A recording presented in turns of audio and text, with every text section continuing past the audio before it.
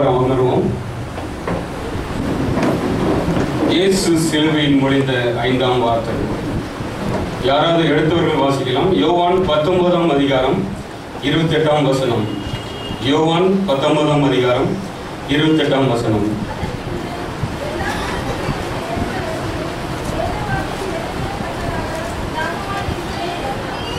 ஜெபம் பண்ணுவோம்.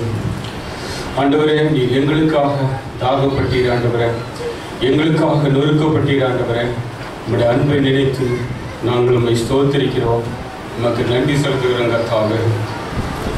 தாகம் தாகம் என்றீ எனக்காய் ஏங்கி நின்றீ.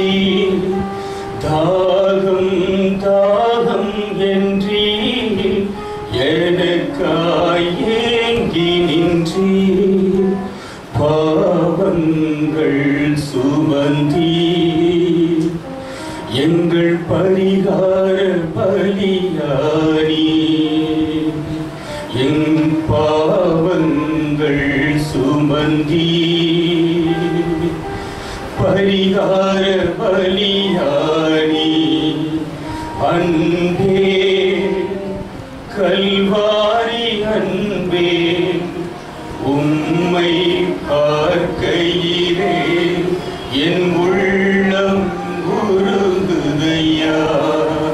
அன்பே கல்வாரி அன்பே, உம்மை பார்க்கையிலே என் உள்ளம் உடையுதப்பா. ஆமென். ஆண்டவரே, உம்மை அந்த சிலுவையை நாங்கள் பார்க்கும்போது எங்களுடைய உள்ளம் உடையுது. ஆண்டவரே, நாங்கள் நொறுக்கப்படுகிறோம். ஆண்டவரே, எங்களுக்காக தாகப்பட்டீர். ஆண்டவரே, உம்மை நாங்கள் ஸ்தோத்திரிக்கிறோம், துதிக்கிறோம். இயேசுவின் நாமத்தில் ஜெபிக்கிறோம் பிதாவே. ஆமென். அவர் இயேசு தாகமாகி இருக்கிறேன் என்று சொன்னார். யாரை பார்த்து? நம்மை பார்த்து. அவருடைய தாகம் என்ன தெரியுமா? நாம் ஒவ்வொருவரும் ஒவ்வொரு ஆத்மாவை ஆண்டவருக்காக ஏற்படுத்த வேண்டும் என்பதே அவருடைய சித்தமாக இருக்கிறது. தாகம் என்றால் என்ன? ஏக்கம், தவிப்பு, எதிர்பார்ப்பு என்று இன்னும் பல வார்த்தையை சொல்லலாம். இப்பொழுது நம்மளுக்கு எனக்கு கூட கொஞ்சம் தாகமாக தான் இருக்கும், உங்களுக்கு தாகமாக இருக்குன்னு நினைக்கிறேன். ஆனால் இந்த தாகத்தை ஆண்டவர் சொல்லலை. ஆண்டவர் சொல்ற தாகம் நம்ம ஆத்துமாக்களை ஆதாயப்படுத்த வேண்டும். இந்த சிறியரில் ஒருவனை அவருக்காக நாம் ஏற்படுத்த வேண்டும் என்பதே அவருடைய நோக்கமாக இருக்கிறது. இன்னொரு தாகத்துக்கு இன்னொரு மீனிங் என்னன்னா, இல்லாத ஒன்றை அடைவதற்கான ஒரு உள் உந்து சக்தியை ஏற்படுத்தும். அது ஒரு தாகம் என்று சொல்லலாம். இன்னொரு சரீரத்துக்கு உண்டாக ஒரு சரீர உணர்ச்சி, தண்ணீருக்காக தாகம் என்று நாம் கூட சொல்லலாம்.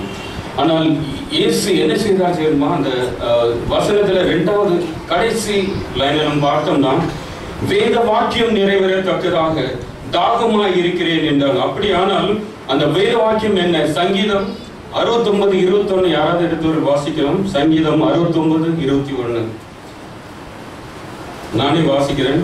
என் ஆகாரத்தில் கசப்பு கலந்து கொடுத்தார்கள், என் தாகத்துக்கு காடியை குடிக்க கொடுத்தார்கள். இதுதாங்க அந்த வசனம். இந்த வசனத்தை தான் ஆண்டவர் என்ன செய்யணும்? நிறைவேற்றணும் என்று அவர் சிலுவையிலே தொங்கும்போது தாகமாய் இருந்தாராம். இந்த வசனம் நிறைவேறதுக்காக என் ஆகாரத்தில் கசப்பு கலந்து கொடுத்தார்கள், என் தாகத்துக்கு காடியை குடிக்க கொடுத்தார்கள் என்று சொன்ன போது அது பழைய ஏற்பாட்டில் தாவீது அப்பவே சொல்லிட்டாங்க தீர்க்க தரிசனமா, ஆண்டவர் இப்படி பாடுபடுவார், தாகத்துக்காக அவர் தவிப்பார் என்று.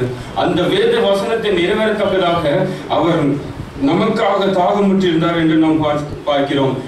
இதுல இருந்து என்ன தெரிகிறது என்றால், இயேசு கிறிஸ்து இந்த வேத வாக்கியங்களுக்கு எவ்வளவாக முக்கியத்துவம் கொடுத்திருக்கிறார். நாமும் இன்று அந்த வேத வாக்கியங்கள் அடிப்படையில் நாம் முக்கியத்துவம் கொடுப்பவர்களாக இன்று காணப்பட வேண்டும். ஏதோ வருஷத்தின் முதல் நாள் இந்த வாக்குத்தத்த வசனம் கொடுப்பாங்க தெரியுமா? முன்னால அதை மட்டும் எடுத்துட்டு ஆண்டவரே என்னை ரட்சியும் ஆசீர்வதி என்று சொல்லிட்டு போவதில்லை. ஒவ்வொரு நாளும் நீங்கள் வேதத்தை வாசித்து, ஆண்டவரே இன்றைக்கு உங்களுடைய வேதத்தின் வழியிலே என்னை நடத்தும், உங்களுடைய வேதத்தை தியானிக்க எனக்கு கிருபை என்று சொல்லுமா? ஆண்டவருடைய தாகம் அதுதாங்க. இன்னொன்று, இந்த தாகம் ஆண்டவர் பட்ட தாகம் வந்து சாதாரணமான ஒரு தாகம் இல்லையா. வேத வல்லுநர்கள் சொல்கிறார்கள், இது இந்த தாகம் வந்து ஒரு நரக வேதனையை அனுபவிப்பது போன்ற ஒரு தாகமாம். இந்த தாகம் வந்து நரக வேதனையை அனுபவிப்பது தாகம். ஏன் நம்மளுக்காக நரக வேதனையை அனுபவித்தார்? நம்முடைய பிள்ளைகள், நீங்கள் அல்லது நான் நரகத்துக்கு போகாதபடி அவருடைய அந்த நரக வேதனை அவரே ஏற்றுக்கொண்டாராம். பார்த்துக்காங்க, அவர் எப்படிப்பட்ட பெரிதான அன்பு.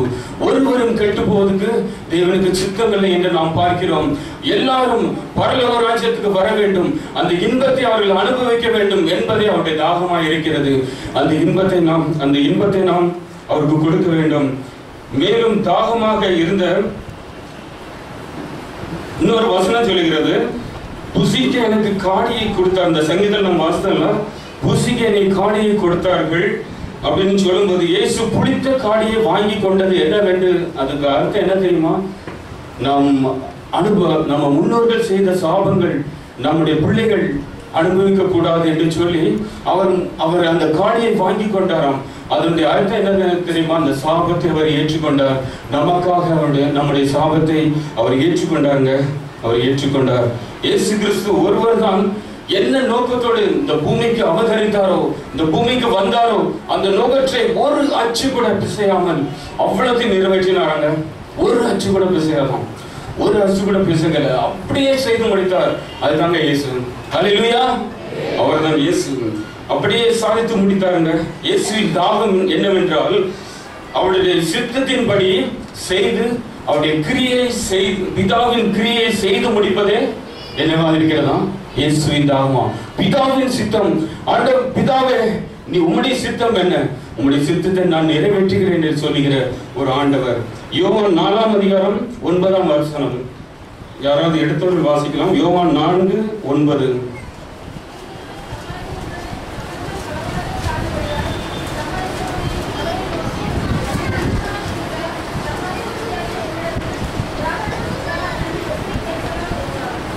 ஆமாம்,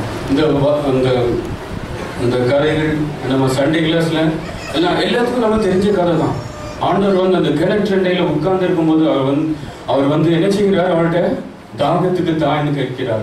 ஆனா அவன் சொல்றா, நீ யூதனாய் இருக்க ஒரு சமாரிய பெண்ணிடத்தில் தண்ணீர் கேட்பது எப்படி என்று ஒரு கொஸ்டின் ரைஸ் பண்றான் இல்லையா? ஆனா இயேசுடைய தாகம் அது இல்லைங்க.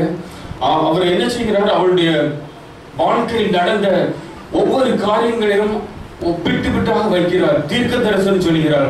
அப்பொழுதுதான் அவர் சொல்கிறார், நீர் தீர்க்க தரிசியோ என்று அவர் சொல்கிறார். அவர் அடையாளம் கண்டுகொள்ள, இவர்தான் கிறிஸ்துவாகிய மெசியா என்று அடையாளம் கண்டுகொண்டார். என்ன செய்கிறார் தெரியுமா? அந்த குடத்தை அப்படி வைத்துவிட்டு ஒரே ஓட்டமாக ஊருக்குள் ஓடுகிறார். ஓடி எல்லா ஜனங்களையும், அநேக ஜனங்களை கூட்டி வந்தாங்க. அநேக ஜனங்களை எத்தனை பேரை கூட்டி வந்தான்னு போடல, அநேக ஜனங்கள். அப்படிலாம் நான் நினைக்கிறேன், அந்த ஊர்ல உள்ள எல்லாத்தையும் கூட்டி வந்து போல அப்படின்னு நினைக்கிறேன். எல்லாத்தையும் கூட்டிட்டு வந்து இவர்தான் மேசியாவோ என்று பாருங்கள் என்று அவர்களுக்கு காண்பிக்கிறார். ஏனென்றால் அவருடைய வாழ்க்கையில் உள்ள ஒவ்வொரு காரியங்களையும் ஆண்டவர் தீர்க்க தரிசனமாக சொன்னது நிமித்தம் இவர்தான் மேசியாவோ என்று பாருங்கள் சொல்லி அநேகரை ஆண்டவருடைய வழி நடத்தினாருங்க. இன்று நாம் என்ன செய்து கொண்டிருக்கிறோம்? எத்தனை பேரை நம்ம ஆலயத்துக்கு கொண்டு வந்திருக்கிறோம்? எத்தனை அறியாத ஜனங்களை நாம் ஆண்டவருடைய வழி நடத்திருக்கோம்? எத்தனை பேருக்கு நாம் ஆண்டவரை பற்றி சொல்லியிருக்கிறோம்? கொஞ்சம் யோசித்து பாருங்க. அவர் அந்த ஸ்திரீ, அதுவும் ஒரு பாவியான ஒரு ஸ்திரீங்க.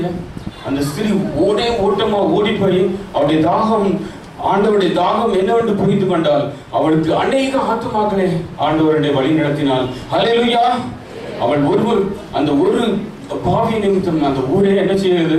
சந்திக்கப்பட்டது. எனக்கு அருமையானவர்களே, இன்னொன்று நாம் மற்றும் ஒரு காரியத்தை நாம் பார்த்தோம் என்றால்,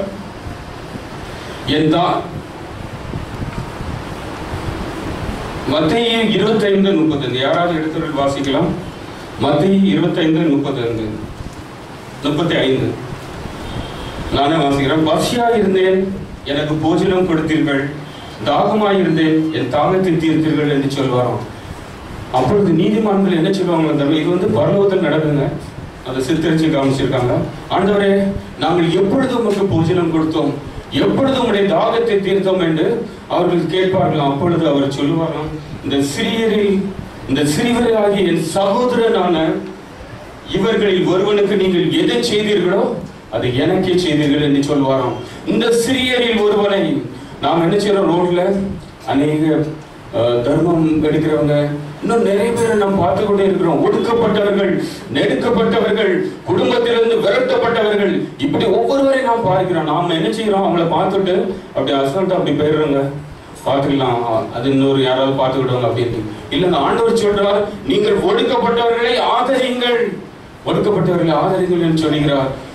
தாகம் உள்ளவனுக்கு நீங்கள் தண்ணீர் கொடுங்கள், பசியா இருக்கிறவனுக்கு அவனுக்கு என்ன செய்யுங்க? போஜனம் கொடுங்கள் என்று சொல்லுகிறார். நாம் என்ன செய்கிறோமா? இல்லை அசட்டை படிக்கிறோமா? இல்ல தர்மம் செய்கிறோமா? தர்மம் பைபிள்ல போட்டு கொர்நேலியு என்ற மனிதன் உங்களுக்கு தெரியும். அவனுடைய தர்மம், அவனுடைய தான தர்மம் ஆண்டவருடைய சமூகத்தில் எட்டினது என்று நாம் பார்க்கிறோம். அவன் அவ்வளவாக தர்மம் செய்தான். நாம் பாருங்க, நாம் இன்றைக்கு என்ன செய்து கொண்டிருக்கிறோம்? நம்முடைய பணத்தை எஃப்டிலையும் என்ன ஆல்ரெடி நீ எவ்வளவா இருக்குங்க, எல்ஐசி பாலிசி எத்தனையோ இருக்கு. அவ்வளோத்தையும் நம்ம எடுத்து கணக்கெல்லாம் வச்சிருக்கோம். அதுக்கு ஒரு ஃபைலே ரெடி பண்ணி வச்சிருக்கோம் இல்லையாங்க? இல்லைங்க. ஆண்டவர் சொல்லுகிறார், நீங்கள் திக்கற்றவர்களை ஆதரியுங்கள், ஒடுக்கப்பட்டவர்களை ஆதரிங்கள் என்று சொல்லுகிறார். நாம் நம்முடைய பணத்தை சேவ் பண்ணி வைக்கிறதுக்கு இது காலம் இல்லை, இது காலம் இல்லைங்க. உங்கள் பொக்கிஷங்களை எங்கே சேர்த்துங்களே சொல்லுகிறார்? பரலோகத்திலே சேர்த்துவீங்கள் உங்கள் பொக்கிஷங்களை என்று ஆண்டவர் சொல்லுகிறார். நாம் முதலாவது பார்த்தோம், அவருடைய தாகம் என்ன? அவருடைய வேத வாக்கியம் நிறைவேறத்தக்கதான் அவருடைய தாகமாய் இருந்தது. அவருடைய அந்த வேத வசனத்தை அவர் என்ன செய்தார்? நிறைவேற்றினார். அந்த பிதாவின் சித்தத்தை நிறைவேற்றினார். அவருடைய தாகம் அதுவாக இருந்தது. அவருடைய தாகம் தீர்ந்தது.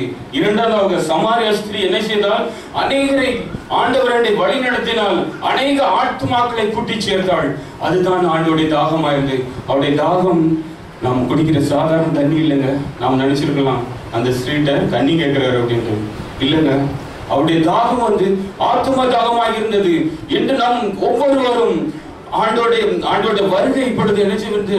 நெருங்கி விட்டது. ஒவ்வொருவரும் அட்லீஸ்ட் குறைஞ்சது நீங்கள் ஆத்துமாக்களை சேர்க்க வேண்டிய உங்களுக்கு கடமையா இருக்கிறது.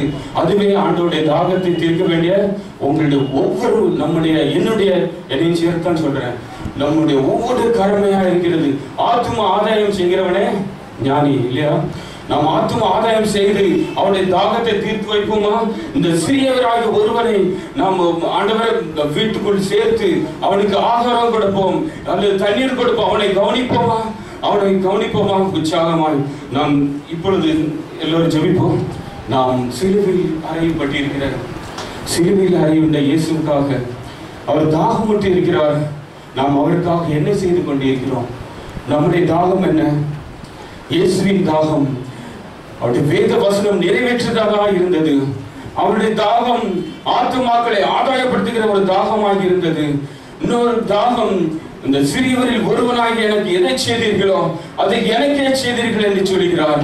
ஏழை எளியவர்களை நாம் கவனிக்க வேண்டியது மிகவும் அவசியமா இருக்கிறது என்று ஆணித்தரமாக ஆண்டவர் கூறுகிறார். எனக்கு பிரியமான சகோதர சகோதரிகளை, எல்லோரும் ஆண்டவருடைய திரும்பமா சிலுவையில் தொங்கிக் கொண்டிருக்கிறார். இயேசு தாகத்தோடு கேட்டுக்கொண்டிருக்கிறார். நான் உனக்காக மரித்தேனே, எனக்காக நீ என்ன செய்தாய் என்று கேள்வி கேட்கிறார். அவருக்காக ஆத்துமாக்களை ஆதாயம் செய்வோமா? அவருடைய வசனத்தை நிறைவேற்றுவோமா? இது கடைசி காலம், இது மௌனமாக இருக்க வேண்டிய நாள் இல்ல, இது விதைக்கின்ற காலம், இது விதைக்கின்ற காலம்.